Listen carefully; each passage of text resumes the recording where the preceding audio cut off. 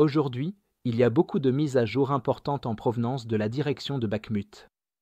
Ici, avec de nouveaux renforts et des véhicules blindés français fraîchement fournis, les forces ukrainiennes ont repoussé les Russes à Chasiv-Yar. Alors que les positions russes étaient affaiblies sous des frappes de drones incessantes et des tirs d'artillerie, les Ukrainiens ont pu créer une supériorité de feu sur les Russes, les repoussant. L'objectif des forces ukrainiennes dans cette zone est de maintenir le contrôle de Chasiv-Yar aussi longtemps que possible. Chasiv-Yar est situé sur une élévation stratégique qui surplombe la ville fortifiée majeure de Kostiantynivka. Cela fait de Chasiv-Yar la partie la plus essentielle de la défense ukrainienne, car tenir la ligne ici empêcherait les Russes d'avoir un point de lancement et un contrôle de feu pour leurs assauts sur Kostiantynivka. Pour y parvenir, les Ukrainiens épuisent les ressources russes aussi efficacement que possible, créant des points faibles dans les lignes russes et même établissant les conditions pour des contre-attaques localisées. Les forces ukrainiennes à Chasiv-Yar sont soutenues par plusieurs routes asphaltées les reliant à Kostiantynivka. En revanche, les forces russes manquent de contrôle direct sur ces itinéraires, assurant un soutien logistique stable et solide pour les positions défensives ukrainiennes. De plus, le temps clair permet aux Ukrainiens de lancer des essaims de drones pour frapper les forces russes à l'arrière et coordonner des frappes d'artillerie pour faire de même. Cependant, les Russes ont conçu une solution low-tech à ce problème flagrant en plaçant des filets anti-drones autour de la route de Bakhmut à Chasiv-Yar.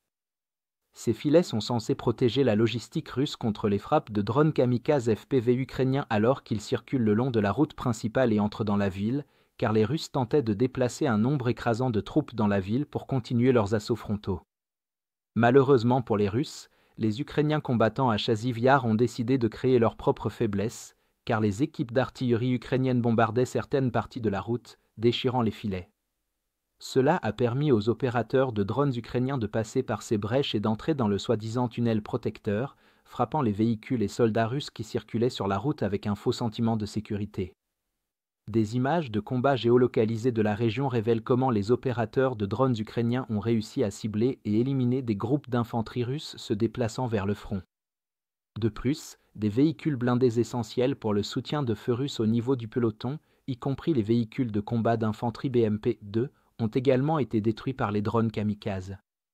Même les canons d'artillerie russes comme le Nonals ont été rapidement détectés et détruits par les opérateurs de drones ukrainiens.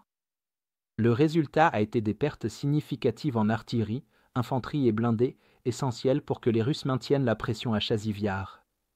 Ajoutant à leurs difficultés, la récente livraison de véhicules blindés de transport de troupes VAB français à la 24e brigade mécanisée séparée a considérablement renforcé les capacités ukrainiennes. Les VAB offrent une mobilité routière supérieure, étant 2 fois plus rapides que les BMP et BTR ukrainiens standards tout en maintenant le même niveau de protection blindée. De plus, chaque VAB peut transporter 10 soldats entièrement équipés, contre seulement 7 dans la plupart des autres véhicules blindés ukrainiens. Cela permet des transferts rapides de soldats et d'équipements de Kostiantynivka à Chasiv-Yar, là où ils sont le plus nécessaires. La nouvelle série de véhicules blindés de transport de troupes VAB a permis aux Ukrainiens de doubler leur flux de troupes à Chasiv-Yar. D'un autre côté, les forces russes ont eu du mal à contrer en raison des frappes constantes à l'arrière des Ukrainiens et des lacunes dans leur défense anti-drone. Cela a conduit les Ukrainiens à établir une supériorité de feu dans la partie nord de la ville, les sources russes rapportant avoir été repoussées de plusieurs rues à la fois et ayant un besoin urgent de nouveaux renforts. Dans l'ensemble, alors que les Russes se concentraient sur le renforcement de leur logistique, les Ukrainiens ont créé et exploité leur propre vulnérabilité dans les défenses russes.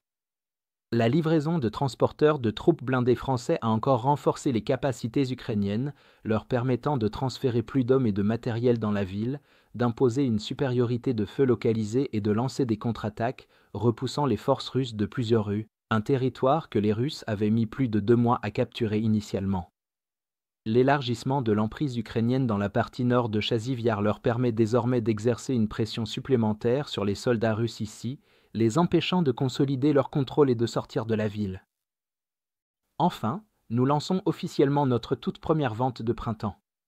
C'est la meilleure occasion de soutenir notre journalisme indépendant ukrainien tout en bénéficiant d'une énorme réduction de 40% sur votre abonnement. Comme vous le savez, cette vente intervient à un moment très difficile pour l'Ukraine. C'est pourquoi, en ce moment, votre soutien est plus important que jamais.